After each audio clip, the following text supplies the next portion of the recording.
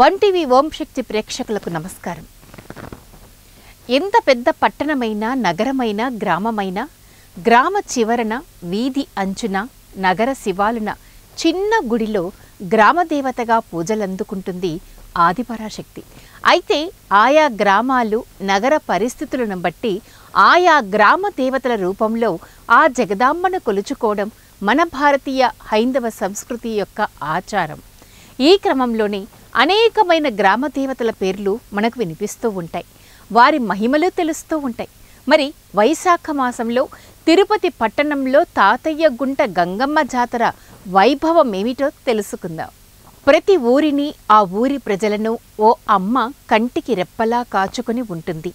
వారే గ్రామదేవతలు. ఒక్కో ఊరికి ఒక్కో గ్రామదేవత అధిష్టానమై ఏ చీడపీడలు, ఏ దుష్ట శక్తులు ఆ ప్రాంతాల్లోకి ప్రవేశించకుండా ప్రజలను కన్న బిడ్డలుగా చూచి తల్లి గ్రామదేవత. ఒక్కసారి ఆ దేవతల పేర్లు తలుచుకోవాలన్నా ఎంతో సమయం పడుతుంది.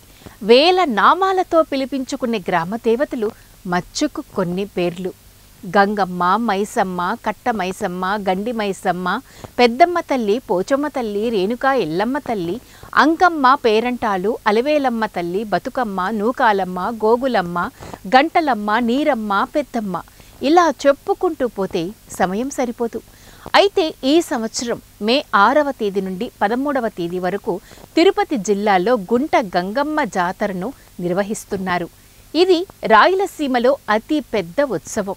ఈ జాతర నిర్వహించడానికి ప్రధాన కారణం గంగమ్మ తల్లి ఆ ఊరిలోని ఆడబిడ్డలను ఎటువంటి దుష్టశక్తుల బారిన పడకుండా కాపాడుతూ ఉంటుందని, అది చరిత్ర వృత్తాంతమని, అందుకే ఈ జాతర సమయంలో కులమతాలకు అతీతంగా ప్రతి ఒక్కరూ పెద్ద పండుగలా చేసుకుంటారని ప్రతీది. దక్షిణ భారతంలో, అందున తెలుగు ప్రాంతాలలో గ్రామ దేవతల ఉత్సవాలు ఘనంగా, అద్భుతంగా తిరునాళ్ల మధ్య జరుపుకోవడం ఆనవాయితీ. అయితే గుంట గంగమ్మ అన్న పేరు ఎలా వచ్చింది? ఆ ఊరి ఆడబిడ్డపై చెయ్యి వేసిన వాడిని గంగమ్మ ఏమి చేసింది అన్న పురాణ ప్రాశస్త్య విషయాల గురించి తెలుసుకుందాం. ఆంధ్రప్రదేశ్లో వివిధ ప్రాంతాలలో జరిగే జాతరలో గుంట గంగమ్మ జాతర చెప్పుకోదగ్గది. తెలంగాణ ప్రాంతంలో బతుకమ్మ పండుగలు సమ్మక్క సారక్క జాతరల మాదిరే గుంట గంగమ్మ జాతర నిర్వహిస్తూ ఉంటారు. ఒకనాటి తిరుపతి పరిసర ప్రాంత ఆచార వ్యవహారాలు, సాంప్రదాయాల ఉనికిని స్పష్టంగా చూపించగలిగే జాతర ఇది. ప్రతి సంవత్సరం చైత్రమాసం తర్వాత వైశాఖం ఆరంభంలో ఈ జాతర నిర్వహించబడుతుంది. జాతర సుమారు వారం రోజుల పాటు జరుగుతుంది. ఈ వారం రోజుల్లో గంగమ్మ అమ్మవారు పలు అవతారాలు, అంటే వెలుగు అవతారం, బంగారు అవతారం, విరాళి అవతారం, బోండం అవతారం, సాకినేటి అవతారం వంటి అనేక రూపాలలో దర్శనమిస్తుంది. కారణం, ఆలయ చరిత్ర ప్రకారం పూర్వం తిరుపతిని పాలెగాళ్ళు పరిపాలించేవారు. అందులో ఒక పాలెగాడు ఆ ఊరి ఆడపిల్లలను అనుభవించాలని కోరేవాడట.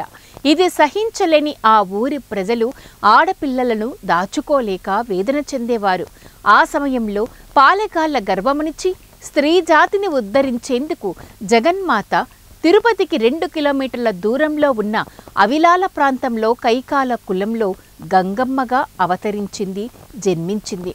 యుక్త వయసుకొచ్చాక పాలెగాడి చూపు గంగమ్మ మీద పడడం, ఆమె తన విశ్వరూపంతో పాలెగాడిని అంత మొందించడం, ఈ దుష్ట శిక్షణలో పాలెగాడు బలవంతుడు కాబట్టి వారం రోజుల సమయంలో పలు రూపాలను ధరించి అమ్మవారు పాలెగాడిని అంత మొందించింది అని క్షేత్ర కథనం. ఈ క్రమంలోనే గంగమ్మ అమ్మవారికి 8 రోజుల పాటు జాతరను నిర్వహిస్తారు. ఆది పరాశక్తిగా భావించే ఈ గంగమ్మ తల్లి స్వయాన తిరుమల వెంకటేశ్వర స్వామి వారి సోదరి అని భావించి ఈ జాతరలో తిరుమల కొండపై నుండి గంగమ్మకు పుట్టింటి సారెను తీసుకొని వస్తారు ఆలయ అధికారులు.